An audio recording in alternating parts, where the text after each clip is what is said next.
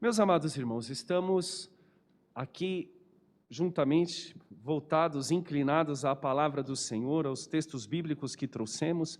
Nossos queridos irmãos, fiquem à vontade. Pastor Isaías, se o senhor desejar também ver os slides que nós trouxemos, fique à vontade, pode se assentar ali na nave da igreja. Por favor, Rafael, pode colocar o primeiro slide que tem o título, o tema. Estamos voltados para o texto bíblico que trata da salvação e um importante elemento para que a salvação ocorra. Quero convidá-los para uma leitura bíblica antes de avançarmos com os nossos slides. Por gentileza, abra a sua Bíblia em Marcos capítulo 1, versículo 15, e depois leremos outro texto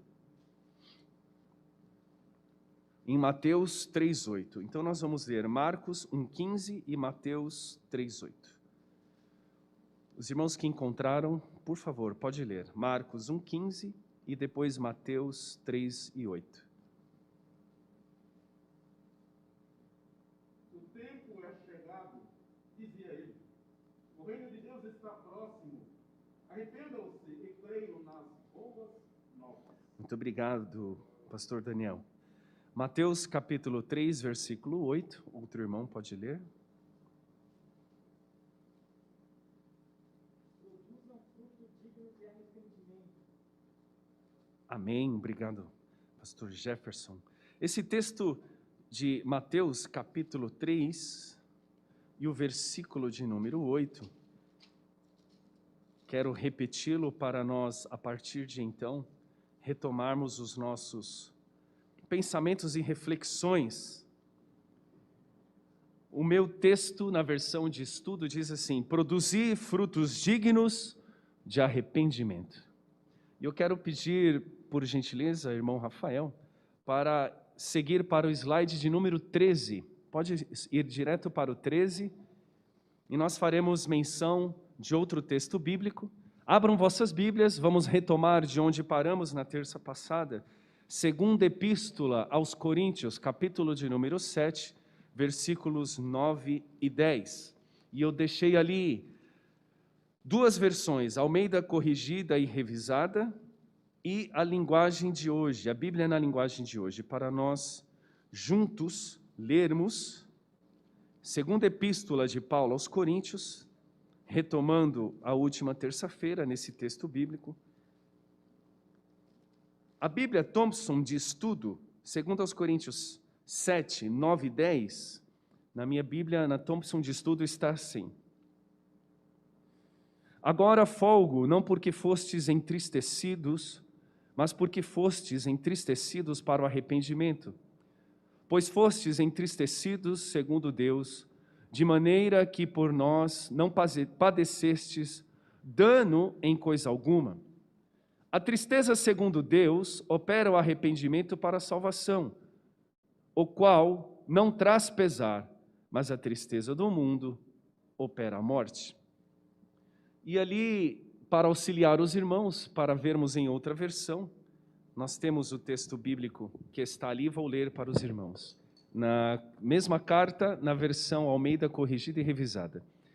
Agora folgo, não porque fostes contristados, mas porque fostes contristados para arrependimento, pois fostes contristados segundo Deus, de maneira que por nós não padecestes dano em coisa alguma. Porque a tristeza segundo Deus opera arrependimento para a salvação, da qual ninguém se arrepende, mas a tristeza do mundo opera a morte. E o mesmo texto na linguagem de hoje, para ampliar o nosso entendimento, diz assim: mas agora estou alegre, não porque vocês ficaram tristes, mas porque aquela tristeza fez com que vocês se arrependessem.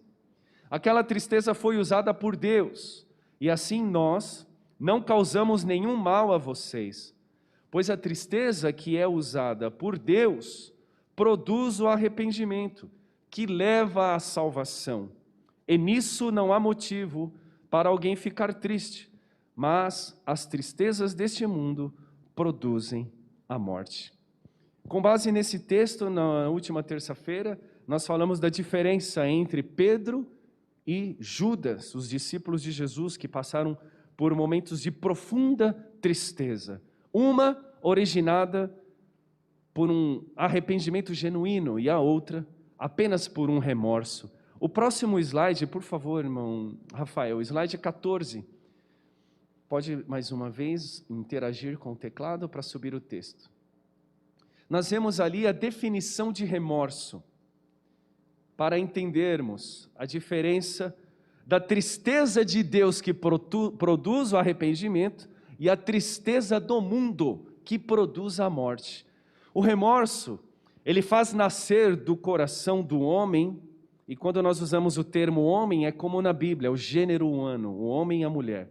O que o remorso faz nascer? Faz nascer um ódio de si mesmo, uma alta culpabilidade, aquele sentimento de culpa que até o Espírito Santo encontra dificuldade para romper um coração cauterizado, cheio de culpa. E este remorso leva este homem, leva a mulher a sentir ódio de si mesmo. E este sentimento o leva a um complexo de inferioridade, se sente diminuído. E este cheio de culpa, ele conduz então em direção a um abismo. E nessa circunstância, ele afunda nas suas mágoas, mergulha nas suas mágoas e ao mesmo tempo permanece no pecado. Pois o remorso, ele não promove a fuga do pecado, o distanciamento do pecado. O remorso nada mais é do que grilhões do aspecto da culpa, do que aquele peso que o homem sente e não consegue reconhecer-se diante de Deus. Na verdade, o remorso leva o homem para mais distante de Deus, e o homem se afunda nos seus erros e nas suas mágoas. Permita-me lembrar uma expressão de um provérbio que se usa no mundo, não usamos na igreja. Há quem diga que bebe porque está alegre, e há quem diga que bebe porque está triste. Todos os motivos e todos os sentimentos o conduzem para o abismo, para aquele vício do qual ele não consegue fugir. Assim é o remorso no coração do homem, que nas suas culpas e no seu ódio pessoal, ele se odeia, e por se odiar, ele se deflagra. Sabe aqueles que procuram até mesmo purificar-se a si mesmo, no alto flagelo? Aquilo nada mais são do que condições de levar ao homem a buscar uma diminuição da sua culpa. Mas nós sabemos que o único que tira a cédula do pecado e tira a culpa do coração do homem é o Espírito Santo, pela lavagem da palavra e o sangue de Jesus Cristo, que nos purifica de todo o pecado. O homem sozinho não pode justificar-se, e o homem cheio de remorso, ele tem ódio de si mesmo, ele se odeia, odeia a sua condição, odeia o mundo que o cerca, odeia o seu próximo. E permitam-me dizer, com o coração triste, o homem cheio de remorso odeia a Deus. Tudo é culpa de Deus. Ele se afasta de Deus, porque não consegue se arrepender. E é um sentimento de profunda culpa, levando a um complexo de inferioridade, e assim distanciando-se de Deus, cada vez mais longe de Deus. O que distingue a diferença do arrependimento? O próximo slide, por favor, Rafael. Mas o arrependimento é um verdadeiro arrependimento, ele afeta o homem completo. O verdadeiro arrependimento é lembrado por Paulo, quando Paulo diz que quem no coração crê, com a boca confessa que Jesus Cristo é o Senhor, este será salvo. E isto é promovido pelo arrependimento, pois o arrependimento leva o homem a ter uma percepção no seu intelecto, na sua vontade e nas suas emoções. E os nossos queridos irmãos que gostam de fazer as suas anotações, e eu pedi que trouxessem mesmo suas Bíblias, seus cadernos para anotar, a psicologia diz que a constituição do homem, enquanto personalidade, enquanto ser humano, ele tem o seu aspecto cognitivo, volitivo e o emotivo. Este é o homem completo, este é o ser como um todo, na visão da psicologia. Só que antes da psicologia, a Bíblia já nos revela este homem que se volta para Deus e tem esta necessidade de se arrepender no seu intelecto, nas suas vontades e nas suas emoções. Pois a pessoa arrependida, ela consegue encarar e escapar pela porta da misericórdia. Diferente do remorso, onde a pessoa está no lamaçal da inferioridade, com um sentimento de ódio profundo por si mesmo, o arrependimento mostra uma porta de escape. O arrependimento traz luz e percepção de que alguém está com as mãos estendidas para ajudar. E este alguém está aqui nesta noite com as mãos estendidas para nós, é Cristo Jesus. E o seu Espírito Santo nos dá o afago que precisamos. O arrependimento promove lágrimas, mas não são lágrimas adjetivadas no mundo que chamam-se lágrimas de crocodilo, mas lágrimas sinceras de um coração quebrantado na presença de Deus. Assim é o homem e a mulher que se arrepende, pois o arrependimento sincero, ele escancara a porta da misericórdia, ele abre a porta da misericórdia e do perdão de Deus. E o melhor exemplo disto é o Salmo 51. A oração do rei Davi, quando percebe que pecou diante de Deus. E uma expressão do rei Davi, que quero fazer nessa noite e convido a pensar sobre ela, é dizer como ele: Senhor, não retires de mim a alegria da tua salvação, torna a dar-me a alegria da tua salvação, e não retires de mim o teu Espírito. Quantos querem ser morada do Espírito Santo? É necessário, precisamos nos guardar nele, para que o Espírito Santo não saia de nós e sejamos morada. Por isso Paulo vai dizer em suas epístolas: e não sabeis vós que sois templo e morada do Espírito Santo, e ele tem ciúmes. Que o Espírito Santo continue tendo ciúmes de nós, nos guardando, nos livrando, nos protegendo e nós preservando a casa adornada para ele fazer morada. Logo, o arrependimento nos leva ao encontro de Deus. O remorso nos afasta de Deus e continuamos presos no pecado. Mas o arrependimento nos distancia do pecado e nos aproxima de Deus para termos comunhão com ele. Uma grande diferença: Pedro arrependido e Judas cheio de remorso.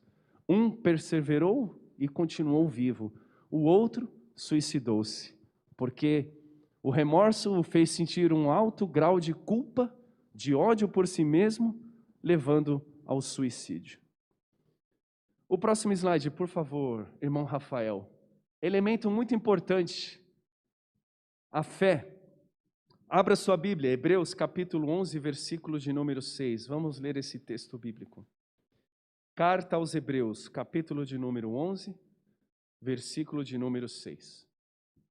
Uma das declarações mais importantes da Bíblia está presente em Hebreus 11, versículo de número 6.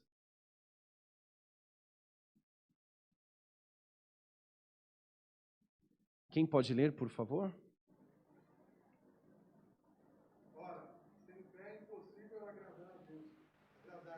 Porque é necessário que aquele que aproxima-se de Deus creia que ele existe e é galardoador por aqueles que existem. Obrigado, irmão Wagner. Sem fé é impossível agradar a Deus, porque é necessário que aquele que se aproxima de Deus creia que ele existe e que é galardoador dos que o buscam. Esta expressão do autor aos Hebreus, quando menciona que pela fé o homem se aproxima de Deus.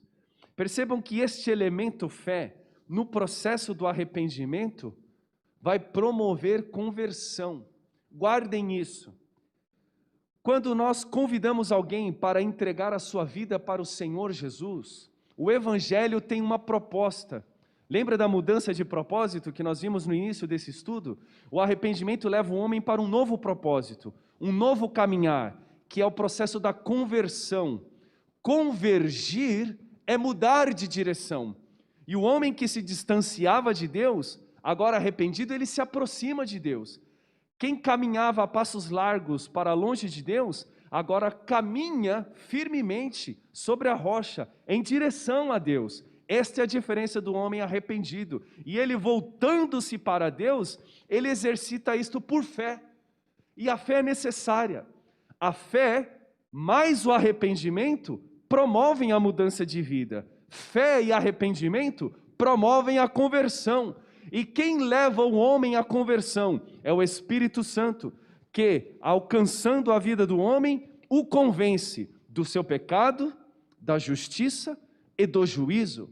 Mas o Espírito Santo não é acusador. O acusador aponta o nosso erro e quer nos matar. O Espírito Santo nos mostra o nosso erro, o nosso pecado e diz: vem para mim que eu te ajudo. Vinde, por isso o Senhor Jesus disse: vinde após mim, todos vós que estáis cansados e oprimidos, e eu vos aliviarei. Quantos estão aliviados pela presença do Espírito Santo? Pelo perdão que Jesus nos proporcionou. Porque a fé e o arrependimento nos levaram a uma conversão genuína. Vamos ler Mateus capítulo 15, versos 21 ao 28. A importância da fé. Percebendo nós que estávamos caminhando para a morte, percebendo nós que estávamos caminhando para distantes de Deus, percebendo nós que os nossos caminhos nos conduziam a um triste fim, a uma eternidade distante de Deus, pastor Isaías, nós precisamos entender a mensagem do Evangelho, reconhecer o nosso estado, que é perigoso, é fatal, é mortal, pois o salário do pecado é a morte.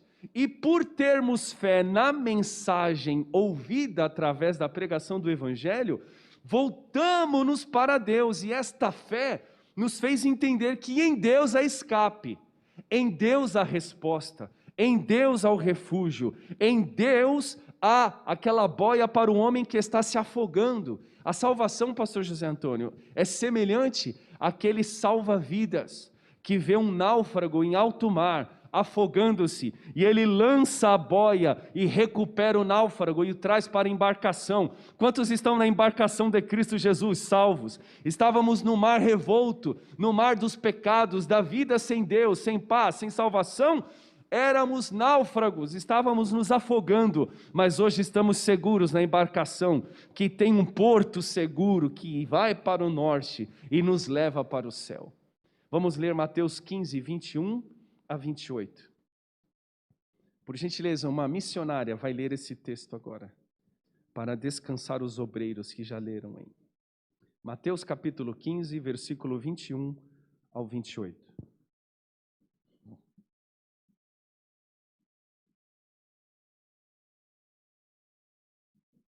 Por gentileza, uma irmã pode ler?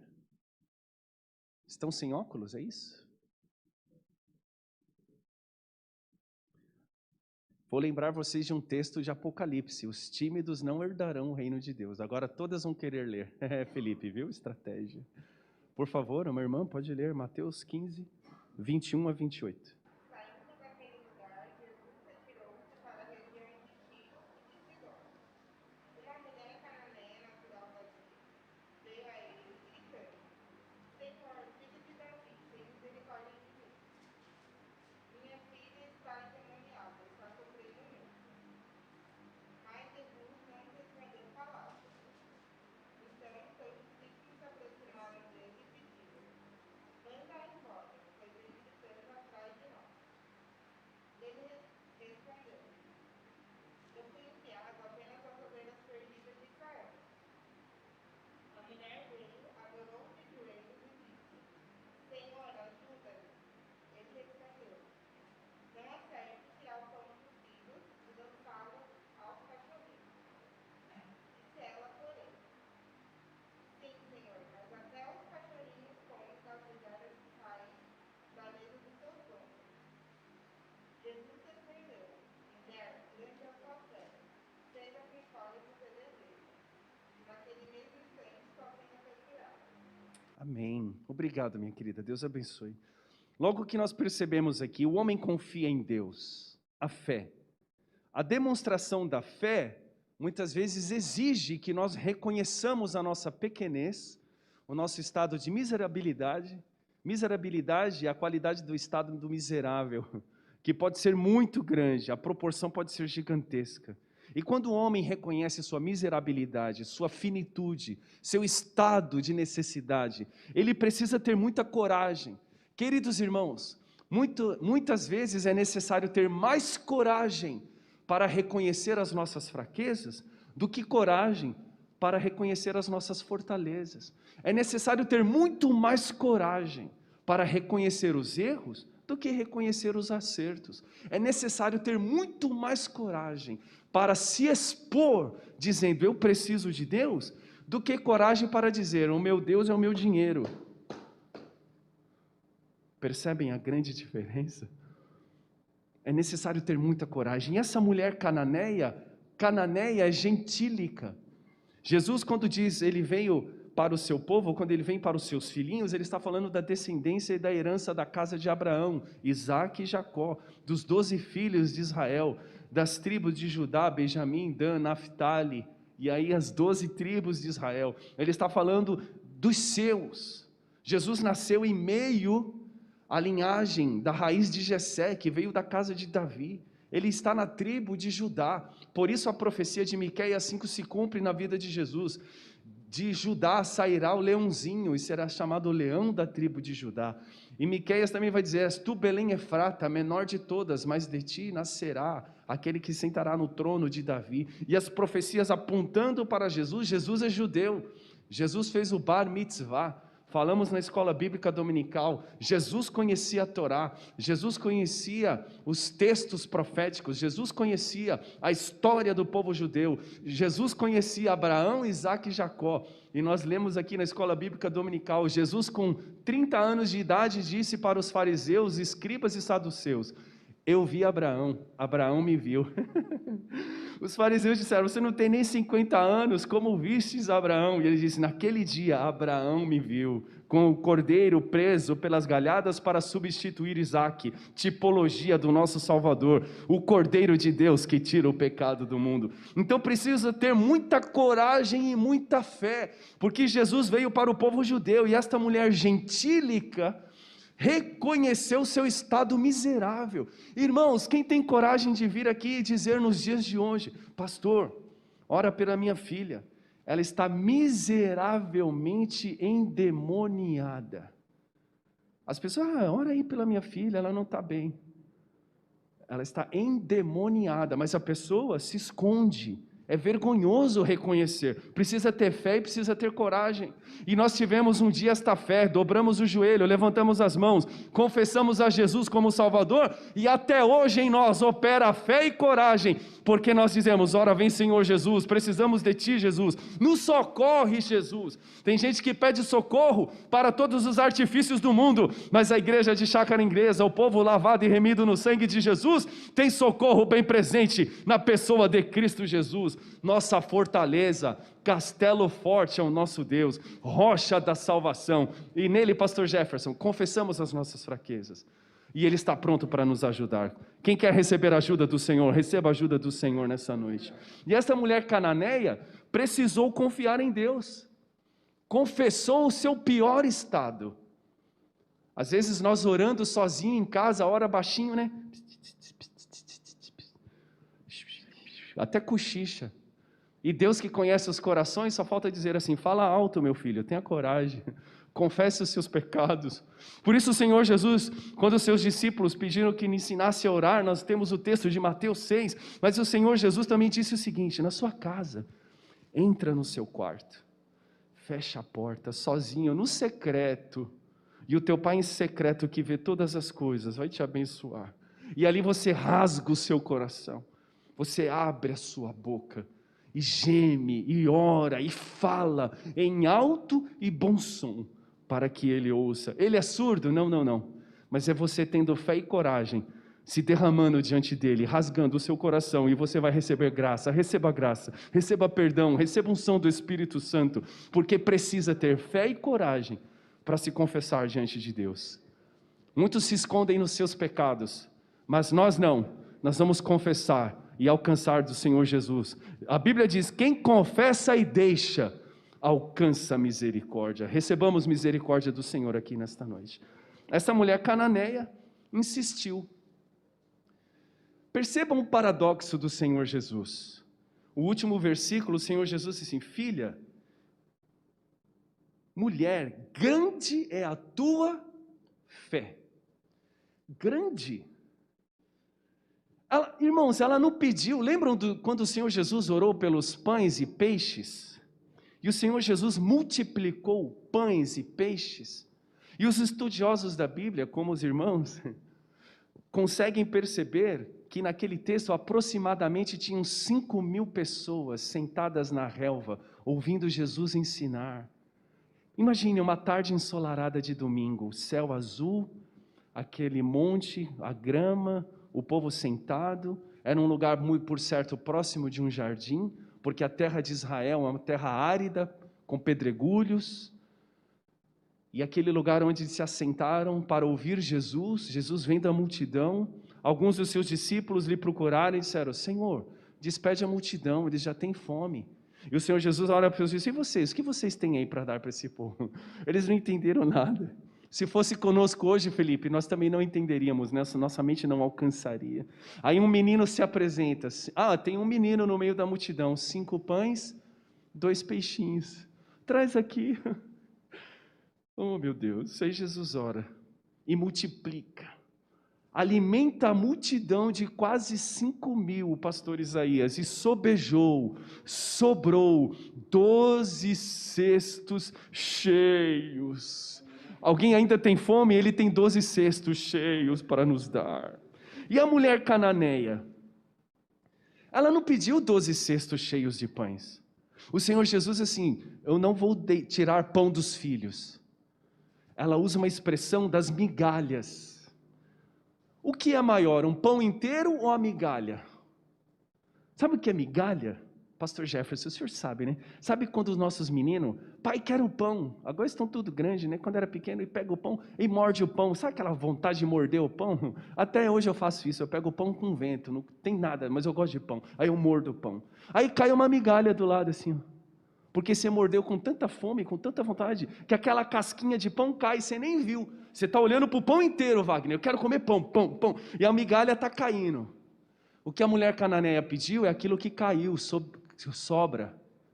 Sabe quando você corta o pão, um pãozinho cheio com casquinha crocante, e cai os pedacinhos aquilo é migalha. Você não come a migalha, ou você passa o dedo na mesa assim e lambe. Não, né? A migalha você passa o pano e joga fora. Sabe o que a mulher cananeia pediu? A migalha. Ela não pediu 12 cestos de pão. E Jesus disse: mulher, que fé pequena, você está pedindo migalha? Não. Jesus inverteu.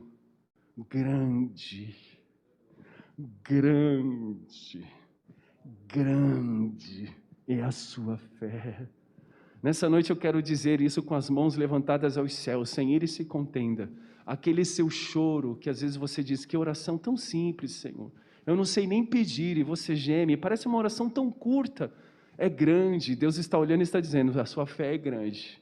Você está pedindo coisas através de coisas tão pequenininhas, mas eu estou vendo uma fé grande. Receba a resposta de Deus para a sua oração nesta noite, em nome de Jesus. Ainda que os nossos olhos pareçam ser uma migalha, Rafael, Deus está olhando e está dizendo: Rafael, sua fé é grande, receba a tua bênção, meu filho. Receba, Rafael, em nome de Jesus. Aquilo que nós pedimos ao Senhor, recebamos nesta noite pelo poder da fé. Quantos têm fé em Cristo? Receba do Senhor nesta noite o dom da fé, porque é um dos dons dados à igreja, é o dom da fé, e para agradar a Deus, precisa ter fé, e não se preocupe, se ela é pequenininha, Deus vai fazer coisas grandes através dela, porque às vezes pedimos migalhas, e Deus olha e diz: que grande fé. É paradoxal, é inverso. Alguém poderia pensar: não, ela não pediu uma padaria, uma fábrica de pão, a Balduco, a Pullman, Seven Boys, por que ela não pediu uma fábrica? Não, ela pediu migalhas. E Deus, que é paradoxal, que não usa as coisas deste mundo, Ele confunde. Ele usa as coisas pequenas para confundir as grandes. Ele usa as coisas loucas para confundir os sábios. Assim Deus trabalha por nós nessa noite, porque temos fé. Próximo slide. A importância da fé. Eu vou ler aqui. Um slide anterior, por favor. Rafael, acho que ele estava ainda automatizado aí, né? O slide de número 17 diz assim: importância da fé. Aspectos da salvação. presentes na fé. Pela fé, nós encontramos a eleição divina, feita desde a eternidade. Na fé, nós acreditamos no sacrifício do Salvador, é um aspecto da salvação. A provisão da graça comum e da graça salvífica. O apelo feito ao pecador pelo Espírito Santo. A obra salvífica imediata de Deus, em todos os seus aspectos maravilhosos. É uma obra sobrenatural. A proteção do Pai, do Filho e do Espírito Santo. Você é protegido pelo Pai. Quantos creem nisso? Você é protegido pelo Filho. Quantos creem nisso? Você é protegido pelo Espírito Santo. Quantos creem nisso? É uma obra sobrenatural.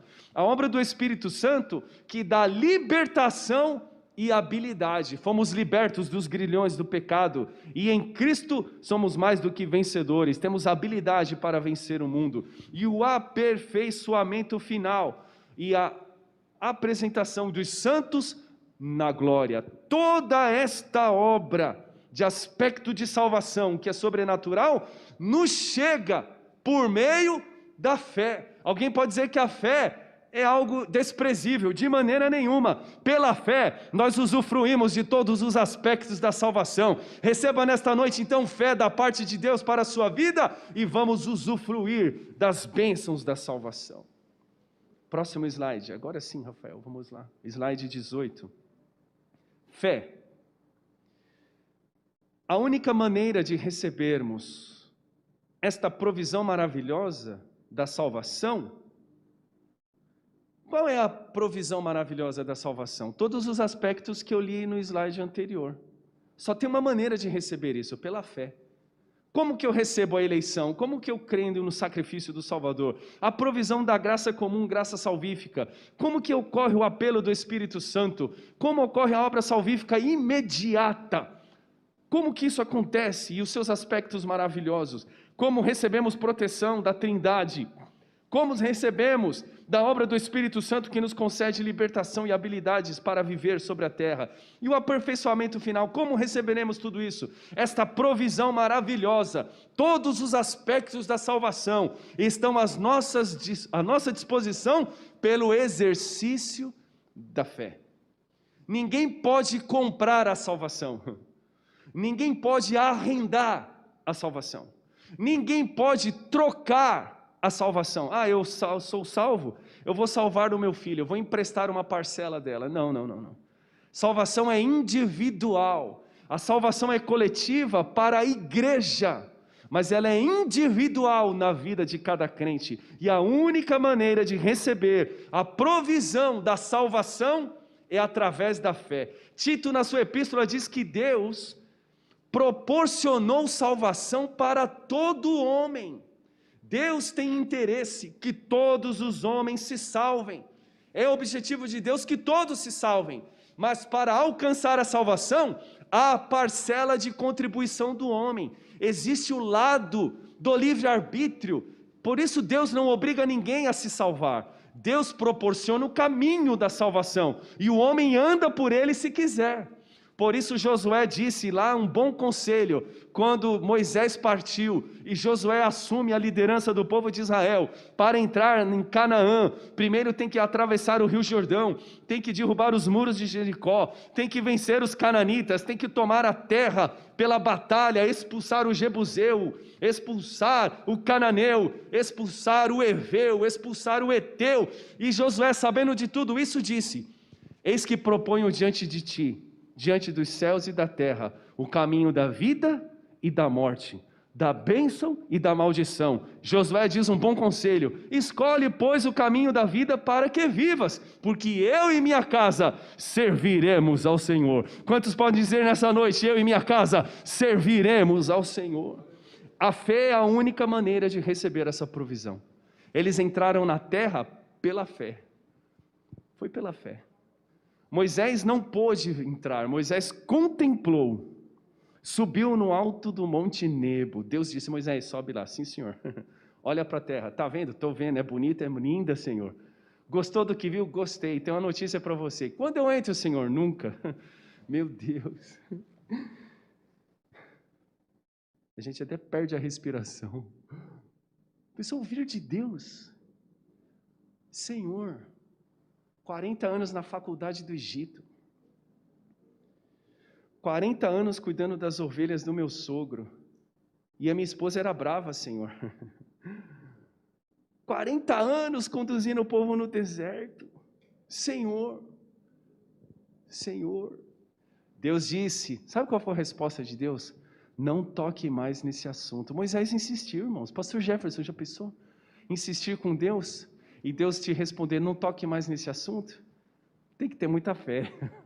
Até para ouvir o não de Deus tem que ter fé. Receba fé nessa noite para ouvir o não de Deus. Às vezes pensamos que aqui tem que ser um sim, mas é um não de Deus. E às vezes pensamos que é um não e é um sim. Quem entende Deus só entende pela fé. Então receba fé neste culto de ensino de doutrina. Necessário é ter fé.